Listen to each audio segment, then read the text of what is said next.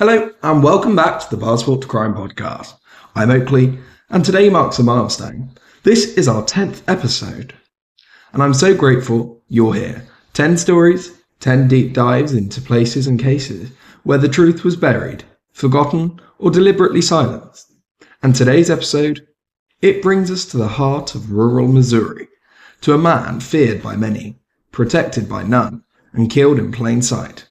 It's the story of Ken McElroy, and the town that allegedly watched him die. This episode of the Passport to Crime contains accounts of real-life violence, coercion, and themes that may be disturbing or distressing to some listeners, including gun violence and community trauma. Listener discretion is strongly advised. So let's look at the man who ruled Skidmore.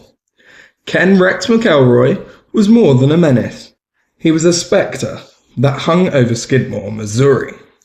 A man whose mere presence could drain a room of sound, with over 20 indictments and a reputation for his violence, manipulation and cruelty.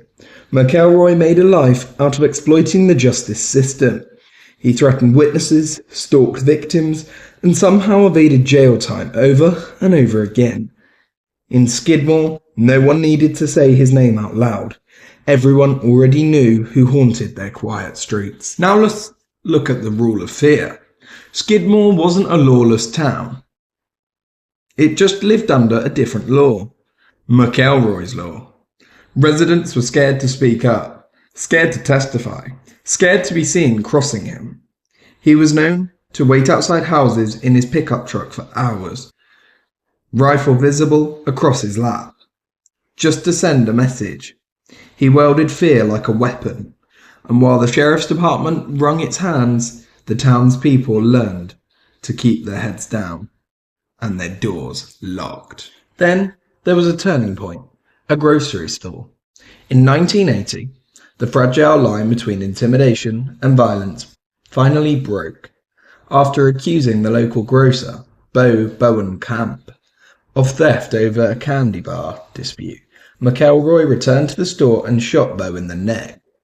Miraculously, Bo survived, but something in Skidmore shifted. McElroy was arrested, found guilty of assault, and sentenced, yet released on bond while awaiting appeal. That very day, he returned to Bo's store, calm, defiant, and rifle again in full view. Now let's look at the final straw. The image of McElroy lounging with a firearm outside the home of the man he nearly killed did something to the people of Skidmore. It cemented what they'd always feared, that the system wasn't broken. It had simply never been built to protect them. That summer, murmurs of action started rippling through town. It wasn't just anger, it was desperation wrapped in years of silence. The question was no longer if something would happen, it was when would it happen. Then we move on to the meeting at the Legion Hall. On July 10th, 1981, nearly 60 residents gathered at the American Legion Hall. The agenda: what could be done, legally or otherwise, to stop Ken McElroy. No definitive plan was agreed upon. No one put anything in writing. But when McElroy was later spotted outside the tavern with his wife Trina, a crowd formed. People filtered out of shops and homes and surrounded his truck, and then gunshots. Now let's take a look at the shot in broad daylight.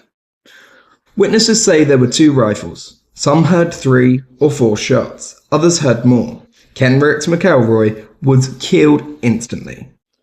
Slumped forward, head against the steering wheel, blood spilling across the dash. Trina in the passenger seat screamed. But no one moved. No one called for help. And as the smoke cleared and sirens neared, the townspeople simply walked away, like a curtain falling on a play no one ever rehearsed. Now let's look at the silent crowd.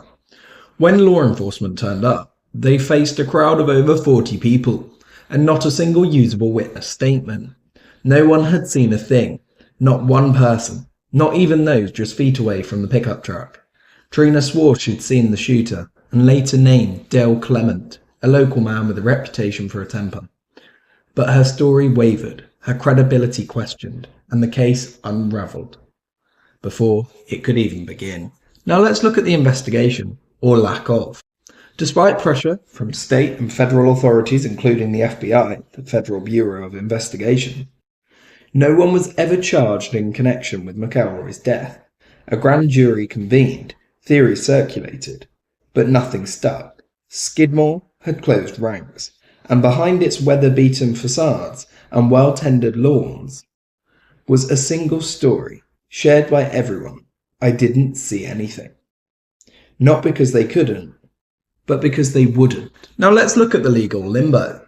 Was it vigilante justice, a premeditated execution, or a community's breaking point expressed in blood and silence? Legally speaking, it was a cold case. Morally, it became a folk legend, a rare moment when fear turned on itself. But justice, in its purest sense, never came. No arrests, no closure, just a man dead in the street, and a town that never looked back.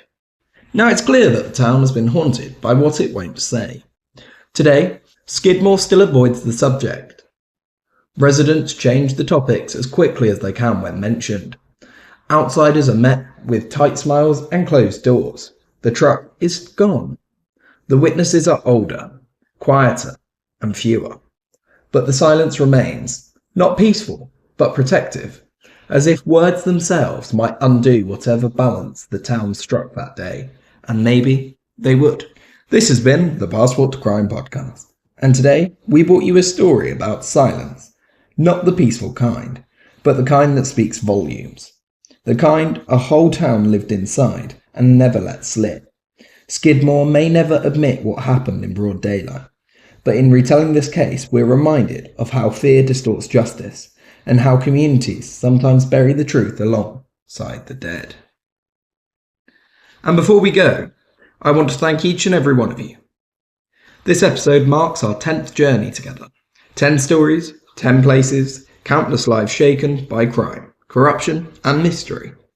This podcast started as an idea, something personal, and now it's become a community of people, curious enough to ask hard questions and brave enough to walk where most won't. Your support, your time, and your attention means more than I can say. So what happens next? Well, episode 11 won't just be another stop on the map, or another stamp in the passport. It'll be a special episode, something different. A deeper dive into the shadows. Maybe a new kind of storytelling. Maybe a case that doesn't just ask what happened, but why we keep coming back to stories like this at all. That episode drops on the 7th of July 2025 at 12 p.m. And trust me, it's not one you'll want to miss. Until then, stay curious, stay safe, and remember, silence doesn't mean nothing happened. Sometimes it means everything did. And remember to keep your passports at the ready for the unknown.